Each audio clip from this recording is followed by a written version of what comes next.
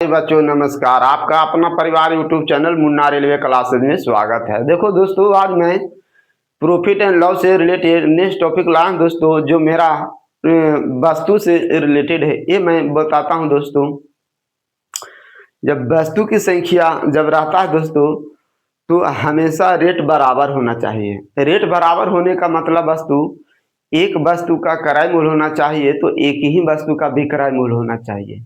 यानी वस्तु की संख्या सेम होना चाहिए। ठीक है, मैंने प्रीवियस वीडियो में कुछ बताया था दोस्तों।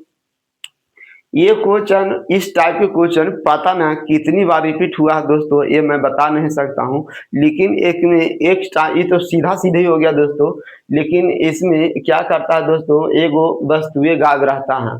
जैसे 40 वस्तुएं खरीदता है और इसके जगह पर लिख देगा कि एक्स वस्तुएं बेचता है, तो बताएं कि एक्स का मान क्या होगा, और उसका लाभ प्रतिशत भी लिखा रहेगा। तब उस स्थिति में दोस्तों ये वाला आपको सूत्र याद रखना जरूरी है। मैंने क्या बोला था दोस्तों, जब वस्तु के वाला रहे, हिसाब रहे, तो उसमें बराबर वस्तु का रेट होना चाहिए। ठीक है, जितना वस्तु जितना रुपया ने, यहाँ एक ही वस्तु का क्रय मूल्य, एक ही वस्तु का विक्रय मूल्य होना चाहिए। जब तक बराबर वस्तु का क्रय मूल्य विक्रय मूल्य नहीं होगा, तब तक अपन लाभ हानि नहीं निकाल सकते हैं दोस्तों। इस टाइप का दोस्तों बहुत सारे होता है। यहाँ आप दोनों की इसका हम तीनों मेथड से बता देता हूं दोस्तों। फर्स्ट मेथड हुआ लैंग्वेज के अनुसार चलता हूं। बोल रहा है एक बनिया जिस मूल्य पर 40 वस्तुएं खरीदता है, उसी मूल्य पर 50 वस्तुएं बेचता है, तो बनिया का प्रतिशत लाभ या हानि। कितना रुपया में खरीदता है दोस्तों, ना खरीदता है मेरे को मालूम नहीं है, लेकिन मेरे को ये मालूम जरूर है। ये 100 रुपया में खरीदता है और 100 रुपया में बेचता है।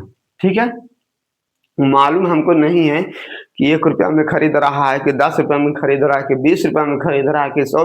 वो अज्ञात वैल्यू होता है, अज्ञात वैल्यू को मैंने एक से मान लिया दोस्तों। लेकिन यहाँ लिखा हुआ है दोस्तों, यहाँ कितना वस्तु खरीदता है दोस्तों, यहाँ 40 वस्तु खरीदता है और यहाँ 50 वस्तु खरीदता है दोस्तों।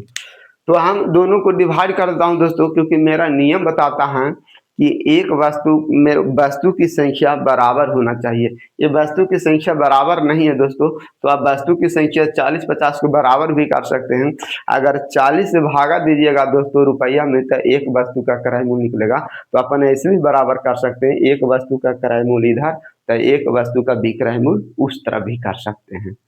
ठीक है, एक वस्तु का क्रय मूल्य इधर। तब देखिए दोस्तों, इसको मेरे को मालूम हो गया, इधर भी एक वस्तु का, इधर भी एक वस्तु का क्रय मूल्य, इधर भी हो गया एक वस्तु का विक्रय मूल्य हो गया दोस्तों। ठीक है, अब ये एक से खत्म हो गया। इसको कंप्लीट रेशियो जैसे 0 0 5 इस तरफ आ जाएगा दोस्तों, और 4 इस तरफ आ जाएगा। इसका सीपी तरफ 5 हो गया, एसपी तरफ 4 हो गया। तो इसका क्या हो गया दोस्तों, हानि हो गया। 5 रुपया खरीदा गया है, 4 रुपया ने बेचा गया है दोस्तों, 1 रुपया की हानि हो रहा है। तो 1/5 इसको काटिएगा। यहाँ हानि नहीं, लाभ या हानि प्रतिशत बोल रहा है। 20% लाभ भी है, 20% हानि भी है, तो ऑप्शन नंबर बी हो गया। दूसरा दोस्तों, ये वाला सूत्र आपको याद रखना बहुत जरूरी है। दूसरा सूत्र कौन सा होता है दोस्तों, चलो हाँ देखो, दूसरा टाइप अब ऐसे भी होता है। सेकंड टाइप हो गया, first type second type. Second type direct ऐसे भी लिख सकते हैं दोस्तों, 40 सीपी बराबर 50 एसपी, 1 0 1 0। इसको कंप्लीट रेशियो में बदलिएगा दोस्तों, तो 5 इधर आ जाएगा और 4 इधर आ जाएगा। अभी भी 1 रुपया की हानि हो रहा, तो हानि बराबर निकालिएगा दोस्तों। हानि प्रतिशत बराबर सूत्र होता है हानि बटा क्रय मूल्य।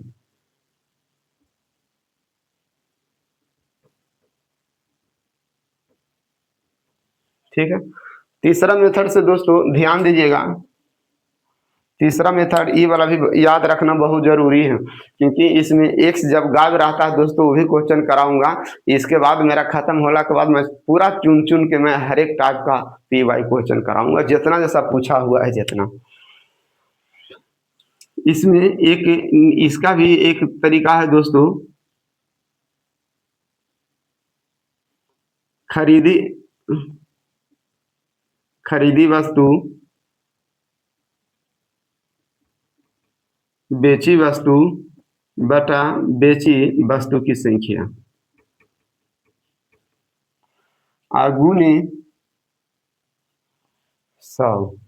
अगर रिजल्ट मैंने प्रीवियस वीडियो में बता दिया, अगर यहाँ पॉजिटिव और नेगेटिव का वैल्यू का अर्थ रहता है दोस्तों, अगर परिणाम प्लस में आएगा तो लाभ माना जाएगा, अगर रिजल्ट नेगेटिव में आता है तो उसको हानि माना जाता है दोस्तों। ठीक है, इसको खरीदी गई वस्तु 40 है दोस्तों, बेची गई वस्तु 50 है। सूत्र में नीचे बेची गई वस्तु होगा, फिर यहाँ निगेटिव में आ रहा है दोस्तों, निगेटिव का सिंबल लिखना है तो 10 हो गया बटा 50, सूत्र में 100 हो गया, तो सूत्र में 100 हो गया। 1010 काटिएगा दोस्तों, यानी ये हानि वाला ऑप्शन चुनाएगा, ये हो गया तीसरा मेथड से दोस्तों दोनों स्थिति में।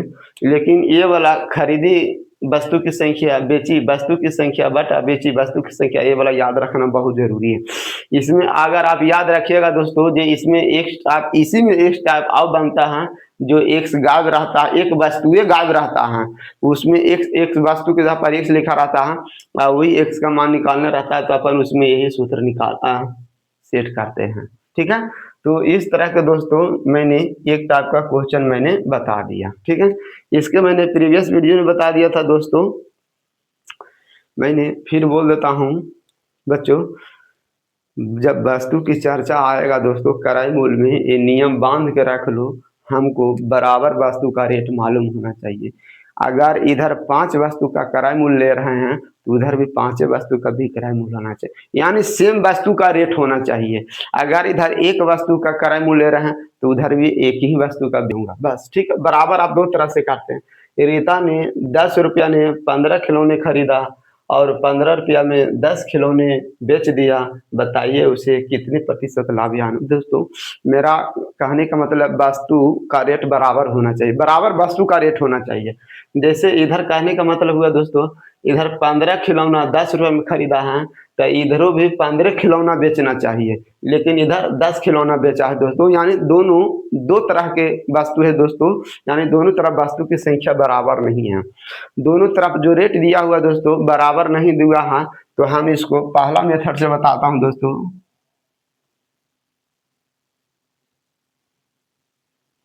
बराबर वस्तु का रेट होना चाहिए, सीपी एसपी। सीपी कितना है दोस्तों 10 रुपया, इधर एसपी कितना है 15 रुपया।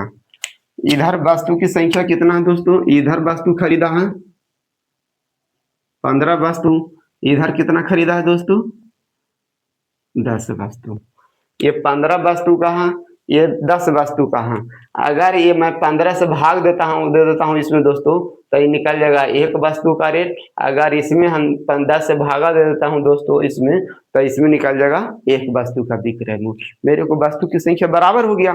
मेरे को नियम वही तो कहता है, अगर इधर एक वस्तु का क्रय मूल्य है तो उधर भी एक ही वस्तु का विक्रय मूल्य होना चाहिए। अगर इधर 10 वस्तु का क्रय मूल्य है तो उधर 10 वस्तु का विक्रय मूल्य होना चाहिए। ठीक है, तो मैं यहाँ भागा दे देता हूँ दोस्तों, भागा दे देता हूँ। आप इसको कंप्लीट रेशियो में बदलिए, तो कंप्लीट रेशियो में बदलने के लिए दोस्तों आप इसको कैसे क्या कीजिएगा, तो जो तिरछा और तिरछी गुना कीजिए। ठीक है, कंप्लीट रेशियो में बदलने के लिए तो 10 ये तिरछा तिरछी गुने करेगा तो 10 हो जाएगा, इधर 15 गुने 15 गुना कीजिए दोस्तों।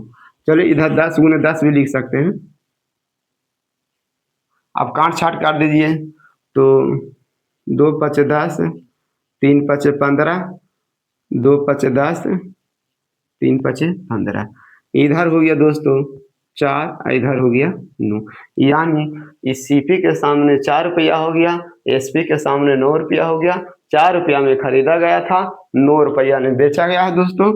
4 रुपया में खरीदा था, 9 रुपया में बेचा गया है, तो इसका अर्थ हो गया 5 रुपया, 5 लाभ हुआ। तो लाभ प्रतिशत बराबर सूत्र होता है दोस्तों मेरे को लाभ बटा किराए मूल्य गुने 100। लाभ कितना हो गया दोस्तों 5 और सीपी हो गया 4, 100 काटिएगा दोस्तों तो 125% आएगा। 25 से जो लाभ बता रहा है दोस्तों तो 125% लाभ है, ऑप्शन नंबर सी हो गया। ठीक है, ये तो हो गया पहला मेथड दोस्तों। आप भाग देने से क्या हुआ कि इधर एक वस्तु का क्रय मूल्य निकल गया और उधर भाग दिए वस्तु से दोस्तों तो इधर उधर भी एक वस्तु का भी क्रय मूल्य निकल गया। ठीक है, अगर इस वस्तु की संख्या आप दो तरह से बराबर कर सकते हैं। ठीक है, वस्तु की संख्या, ये दूसरा मेथड दोस्तों, इधर सीपी है अनुपात एसपी। ठीक है, इधर क्या था जो ध्यान दीजिएगा, इधर खरीदा था दोस्तों 10 रुपया में, ये रुपया रुपया भी सब खत्म हो जाता है दोस्तों। ठीक है, अनुपात में कट जाता है। इधर 10 रुपया तो इधर है 15 रुपया। ठीक है, इधर चलो ये हो गया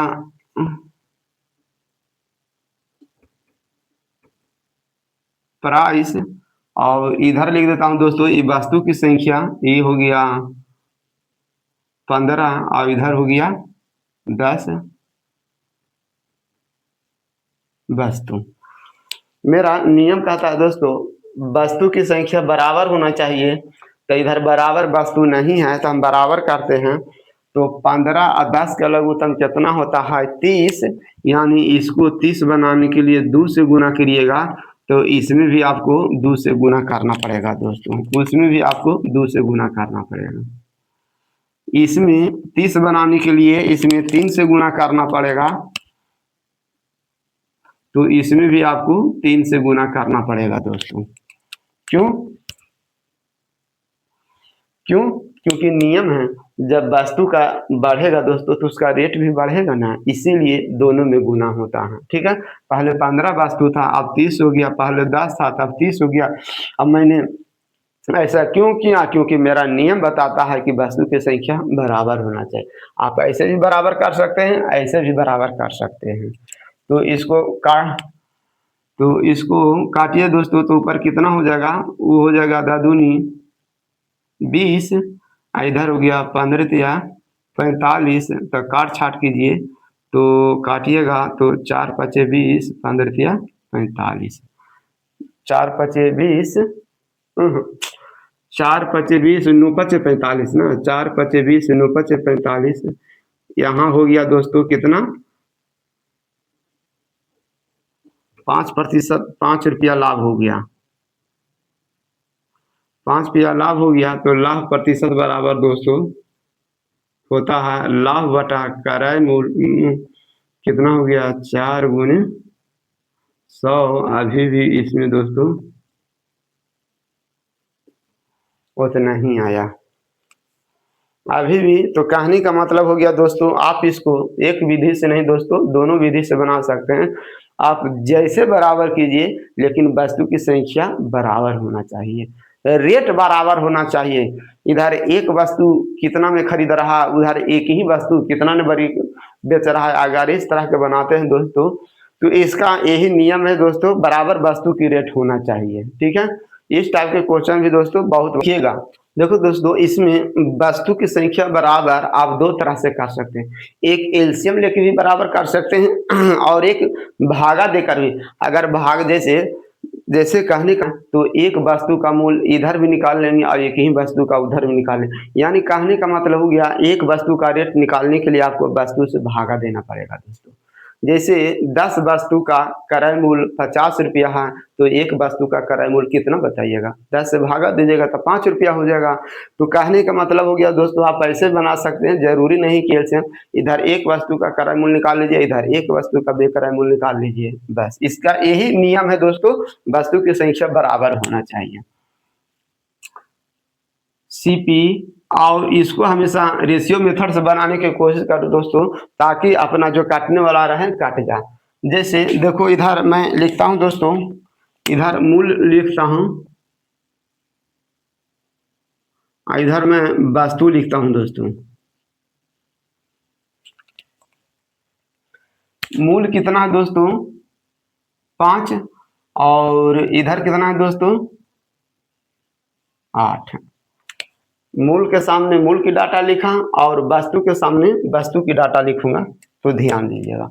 वस्तु कितना है? शुरू में है 4 वस्तु खरीदा था, इधर 6 वस्तु बेचा है दोस्तों। अब देखो दोस्तों, इसका अर्थ हो गया ये 4 वस्तु 5 रुपये में खरीदा है, इसका अर्थ हो गया 6 वस्तु 8 रुपये में खरीदा है। तो आप दोनों को एलसीएम मेथड से भी बराबर कर सकते हैं, या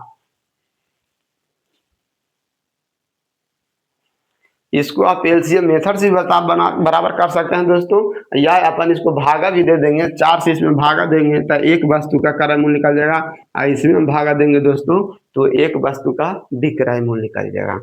तो हम दोस्तों भागे दे देता हूं, हम भागे दे, तो डाटा के अनुसार सेट हो गया दोस्तों, हम भागे दे देता हूं 5/4 और एसपी हो गया 8/6। इसको कंप्लीट रेशियो में बदल लो दोस्तों, तिरछा तिरछी गुना कीजिए, 5 × 6 और हो गया 8 × 4। 8 × 4 जो काटने वाला है जिसको काट लीजिए, द्वितीया छो 3 दूनी छो 3 दूनी छो और 2 दूनी 4, तो ये हो गया दोस्तों 5:16। इसका अर्थ हो गया खरीदा गया सीपी हो गया 15 रुपया और एसपी हो गया 16 रुपया। तो यहाँ अभी भी हो रहा है दोस्तों 1 रुपया की लाभ हो रहा है। तो लाभ प्रतिशत बराबर कितना होता है? 1/15 × 100। तो इसको भागा दीजिएगा तो 3×5 = 15 और 2×5 = 100, तो 6.2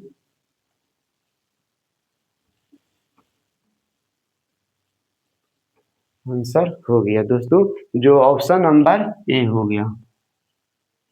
आप इस तरह के भी दोस्तों बना सकते हैं। ये डाटा के अनुसार ऐसे सेट किया, फिर मैंने ऐसे किया, फिर जैसे जैसे डाटा लैंग्वेज बोला वैसे वैसे मैंने डाटा को सेट किया। बस इस टाइप के क्वेश्चन दोस्तों इतने, बाकी आप कहीं अब नेक्स्ट टाइप चलता हूँ, इस टाइप के क्वेश्चन किताब में आपके पास है, किताब वाला बनाइएगा, वस्तु की संख्या खाली बराबर करिएगा, बस वस्तु की संख्या बराबर कर दीजिएगा। इस पर मैं इधर लिखता हूँ दोस्तों मूल, सबसे पहले मूल लिखूंगा, इधर लिखूंगा वस्तु की संख्या। खरीदा कितना दोस्तों? देखो पहले क्वेश्चन पढ़ा हूँ। दिनेश ने 500 कापियाँ 25 रुपया में 20 के भाव से खरीदा और 18 रुपया में 15 के भाव से बेचा, तो बताएं कि लाभ प्रतिशत, यानी दोनों तरफ वस्तु अलग अलग है दोस्तों, आई 500 कापियाँ के कोई रोल नहीं है, ठीक है। तो इधर मेरे 25 रुपया हो गया दोस्तों, वस्तु की प्राइस के सामने प्राइस लिखूंगा, इधर लिखूंगा 18। इधर वस्तु कितना है दोस्तों? खरीदा था 20 रुपया और इधर वस्तु कितना है? 15 रुपया है, ठीक है। इधर वस्तु, अब दोस्तों मेरा नियम बताता है कि वस्तु की संख्या बराबर होना चाहिए, रेट बराबर होना चाहिए। रेट का अर्थ होता है दोस्तों एक वस्तु का क्रय मूल्य और एक ही वस्तु का विक्रय मूल्य, एक वस्तु का क्रय मूल्य, ठीक है। तो एक वस्तु का क्रय मूल्य मैंने निकाल लिया 20 और इधर हो गया 18/15 हो गया। इसको कंप्लीट रेशियो में बदल लो या तिरछा तिरछे गुना कर लो दोस्तों, तो कंप्लीट रेशियो में बदल जाएगा। तो 25 × 15 और 18 गुने 20, तिरछा तिरछे गुना हो जाता है। अब काटना है तो काट लीजिए। ये हो गया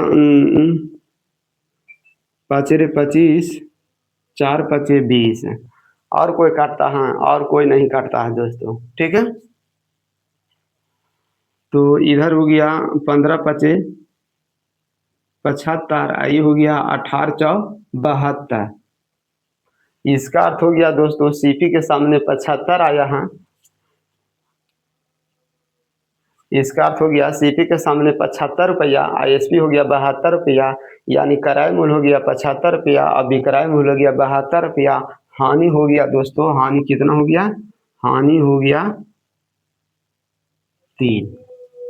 तो हानि हो गया 3 दोस्तों। तो मेरा हानि प्रतिशत का सूत्र बताता है हानि बटा क्रय मूल्य गुने 100। हानि कितना आ गया? 3। आइए नीचे लिखिए 75 गुने 100। काटिएगा तो 25 ई काटेगा 100, तो ये हो गया हानि हो गया दोस्तों। हानि ऑप्शन वाला कौन सा है? ऑप्शन नंबर बी हो गया दोस्तों, ठीक है। अभी एक टाइप का और आता है दोस्तों, ये एक क्वेश्चन भी पिछली बार एएलपी और टेक्नीशियन में बहुत बार क्वेश्चन रिपीट हुआ है और ग्रुप डी में भी, ठीक है। तो इस टाइप के क्वेश्चन दोस्तों आप चाहते हैं तो यहाँ भी वस्तु की संख्या एलसीएम लेके भी बराबर कर सकते हैं। 20 और 15 का एलसीएम कितना होगा? 60। तो यहाँ 3 से गुना करना पड़ेगा, तो यहाँ भी 3 से गुना करना पड़ेगा। 15×4 = 4। यहाँ चूंकि नियम है दोस्तों, वस्तु की संख्या बढ़ेगा तो रेट भी तो बढ़ेगा ना, रेट भी बढ़ जाएगा, ठीक है। कहाँ 1 दर्जन केला का मूल्य, फिर ओकर बाद लिखिए 2 दर्जन का केला, 2 दर्जन लीजिएगा तो रेट बढ़ न जाएगा। मैं अब नेक्स्ट टॉपिक लाया हूं दोस्तों। इस टॉपिक दोस्तों, ये ऐसा कौन सा एग्जाम है दोस्तों रेलवे का जिसमें ये क्वेश्चन ना पूछा गया हो। पिछली बार एनटीपीसी में, टेक्नीशियन में, ग्रुप डी में, सारा जगह ये इस टाइप के क्वेश्चन नचा है दोस्तों। आप कैसे बनाए हैं दोस्तों, आप देखिएगा। मैं बनाता हूँ किस नियम से, मैं जो बनाऊंगा दोस्तों, जो मैं नियम बताते आ रहा हूँ दोस्तों, वही नियम का फॉलो करूंगा और मैं अलग से फॉलो नहीं करूंगा। इसमें दोस्तों दो नियम आपको ध्यान देना पड़ेगा। एक, बराबर वस्तु का रेट होना चाहिए आप इसको, और इसमें कन्वर्ट करने वाला भी नियम आएगा दोस्तों। मैं बताया था जब 20% हानि होती है दोस्तों, तो स्पिन बदलने के लिए 100 से डायरेक्ट घटाते हैं, ठीक है।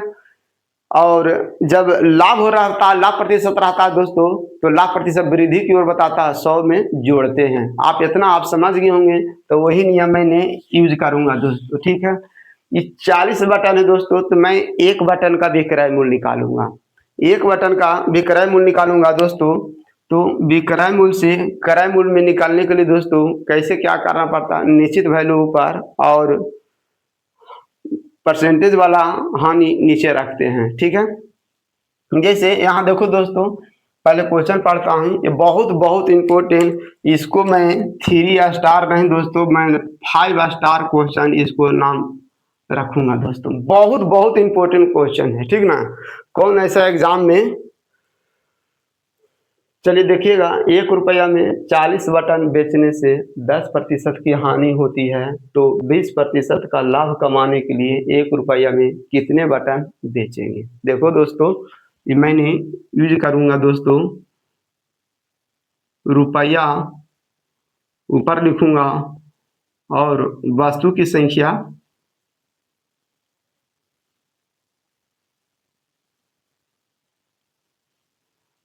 नीचे लिखूंगा, ठीक है। 1 रुपया में 40 बटन बेचने से 10% की हानि होती है, तो 20% का, इस वस्तु की संख्या नीचे इसीलिए दिए दोस्तों क्योंकि मैं 1 रुपया का विक्रय मूल्य, एक वस्तु का विक्रय मूल्य निकालूंगा, ठीक है। देखिए आप इसको गौर से देखते रहिएगा, आप कैसे सीखे हैं, मेरा भी मेथड देख लीजिए। मैंने रुपया ऊपर लिखा दोस्तों 1 रुपया और नीचे लिखा 40 है। ये क्या हो गया दोस्तों, अभी विक्रय मूल्य है, एक वस्तु का विक्रय मूल्य निकला है, एक वस्तु का विक्रय मूल्य निकला।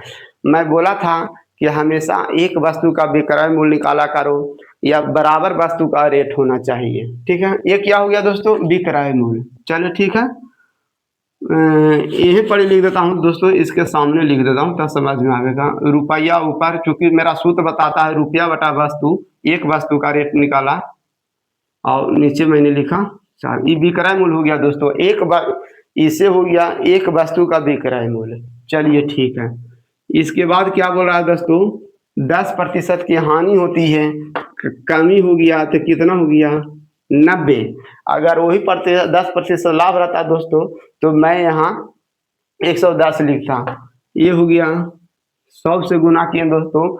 आप प्रीवियस वीडियो में याद कीजिए विक्रय मूल्य से क्रय मूल्य में कैसे कन्वर्ट करते हैं। तो ये विक्रय मूल्य भी था दोस्तों, तो नीचे विक्रय मूल्य लिखे, क्रय मूल्य निकालने के लिए 100 से गुना किए। ठीक है, आगे देखिए दोस्तों, फिर क्रय मूल्य से फिर विक्रय मूल्य में कन्वर्ट करता हूँ दोस्तों।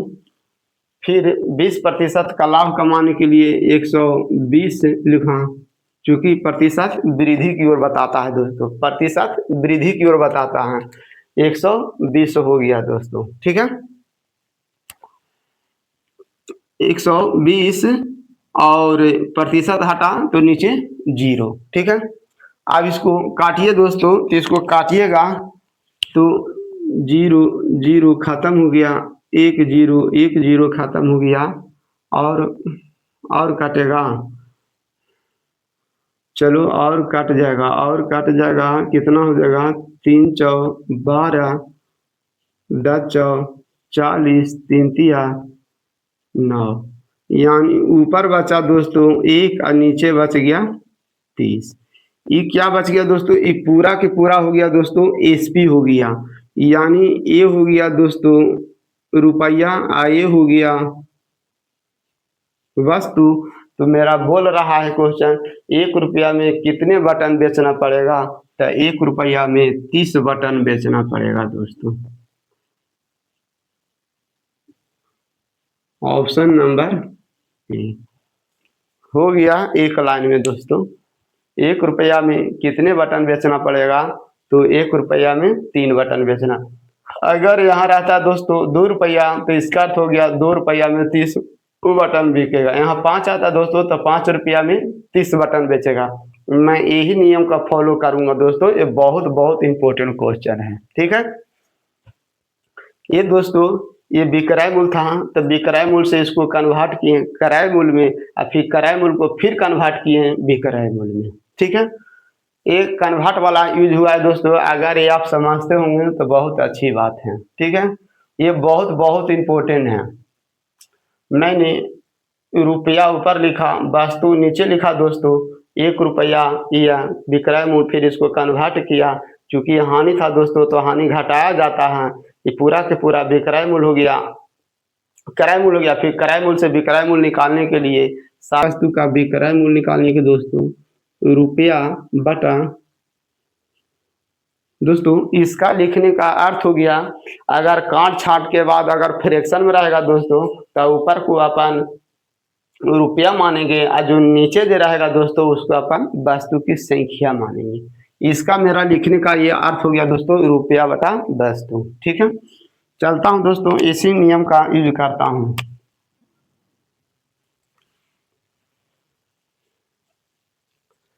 एक रुपया में 17 नींबू बेचा है, 1 रुपया ऊपर लिखा दोस्तों, 17 नींबू नीचे लिखा। ये अभी पूरा के पूरा विक्रय मूल्य है दोस्तों। 1 नींबू का विक्रय मूल्य मैंने निकाल लिया, फिर विक्रय मूल्य को मैं कन्वर्ट कर रहा हूं दोस्तों क्रय मूल्य में। 20% की 20% की लाभ होता है दोस्तों, तो अभी 120% की लाभ हो गया। इसको क्रय मूल्य निकालने के लिए 100 से गुना करना पड़ेगा। ठीक है, फिर उसके बाद ये क्रय मूल्य निकल गया दोस्तों, क्रय मूल्य निकल गया। फिर इसको बाद बोला 15% हानि पर बेचने के लिए, तो हानि के मतलब कमी बताता है, तो 85 बटा 100 हो गया, 85 बटा 100 हो गया दोस्तों। ठीक है, अब दोस्तों मैं आप परसेंटेज यहाँ लिख भी सकते हैं कोई भी दिक्कत नहीं है। जैसे 100 में 15 घटा तो कितना बचा 85%, यहाँ 100 में 20 जोड़े थे दोस्तों, तो 120%, प्रतिशत प्रतिशत तो खत्म हो गया ना। फिर ए खत्म हो गया दोस्तों, ठीक है। ये खत्म हो गया। फिर उसके बाद कितना बचा दोस्तों, 17 पचे 85 खत्म हो गया। 24 पचे 82, यानी ऊपरे नहीं बचा दोस्तों। चलो ऊपरे का वैल्यू 1 और नीचे बचा 24, तो ई हो गया रुपया, ई हो गया दोस्तों वस्तु। यानी 1 रुपया में 24 वस्तु बेचना पड़ेगा। क्वेश्चन बोल रहा है कि 1 रुपया में कितने नींबू बेचने पड़ेगा, तो 1 रुपया में 24 नींबू बेचना पड़ेगा दोस्तों। यहाँ वस्तु के आधार पर नींबू लिख देता हूँ।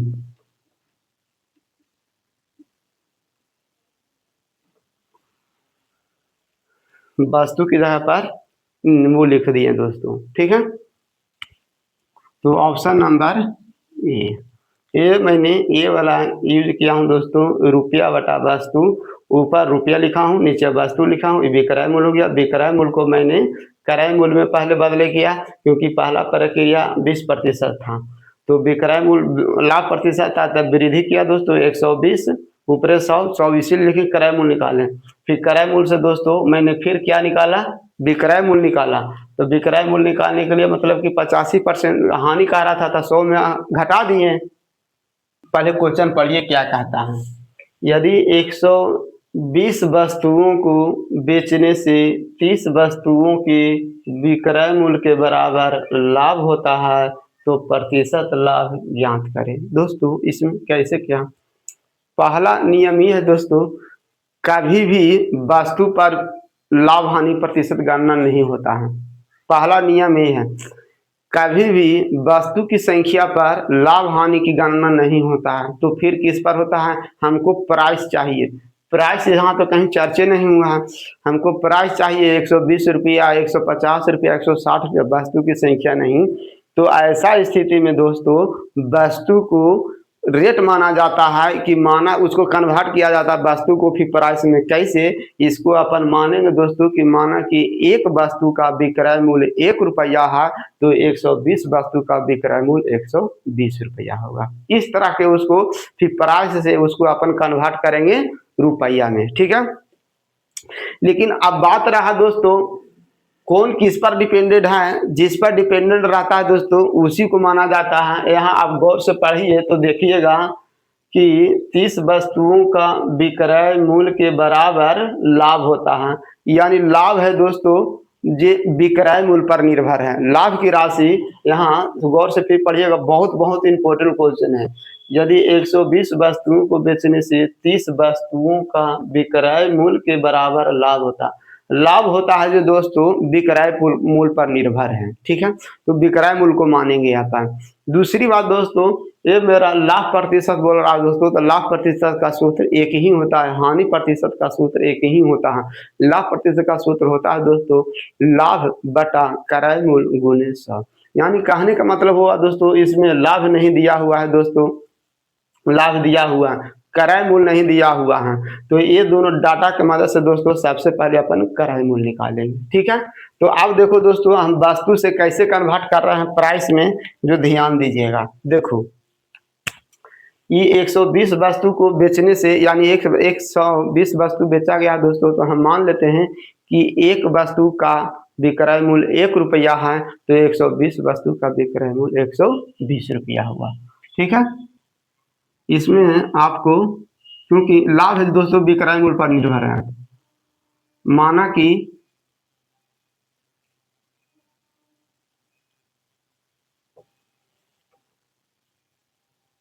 एक वस्तु का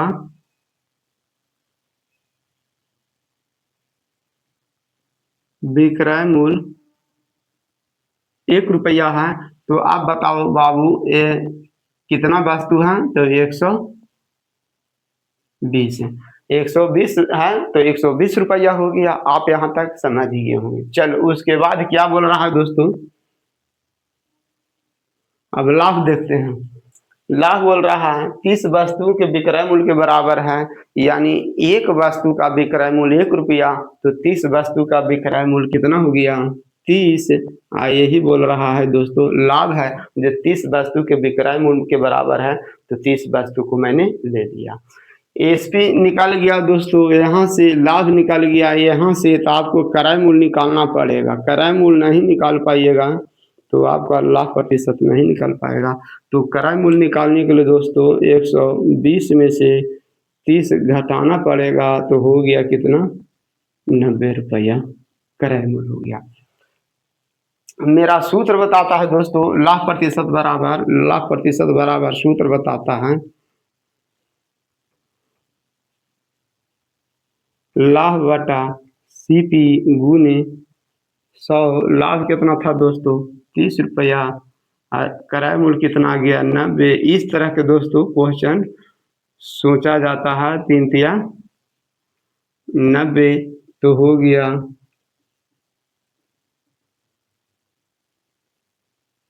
ऑप्शन नंबर 3। इस टाइप के क्वेश्चन दोस्तों भी रिपीट हो चुका है, ठीक है। नहीं फिर बता देता हूँ दोस्तों, बहुत इम्पोर्टेंट, लाभ कौन वस्तु किस पर डिपेंडेंट है दोस्तों। मैंने क्वेश्चन पढ़ा था, मेरे को बस समझ में आ गया कि अच्छा लाभ 30 वस्तु का लाभ है जो विक्रय मूल्य पर निर्भर है। तो मैंने पहले विक्रय मूल्य मान लिया, माना कि एक वस्तु का विक्रय मूल्य 1 रुपया है, तो 120 वस्तु का विक्रय मूल्य 120 रुपया हो गया। और ये लाभ बोल रहा है दोस्तों 30 वस्तु के विक्रय मूल्य के बराबर है, तो 30 वस्तु का विक्रय मूल्य 30 रुपया हो गया। विक्रय मूल्य निकल गया, लाभ निकल गया, तो क्रय मूल्य यहाँ से निकल गया, यानी क्रय मूल्य 90 रुपया हुआ होगा, तभी तो 30 रुपया ने बेचा। 30% लाभ कमाने के लिए 120 रुपया में बेचेगा, ठीक है। तो जैसे जैसे बोला वैसे वैसे मैंने हल कर दिया दोस्तों, ठीक है। तो इस टाइप के भी क्वेश्चन सोल्व हो गया दोस्तों। जॉन जिस पर निर्भर रहेगा दोस्तों उसी को आपको मानना पड़ेगा, ठीक है।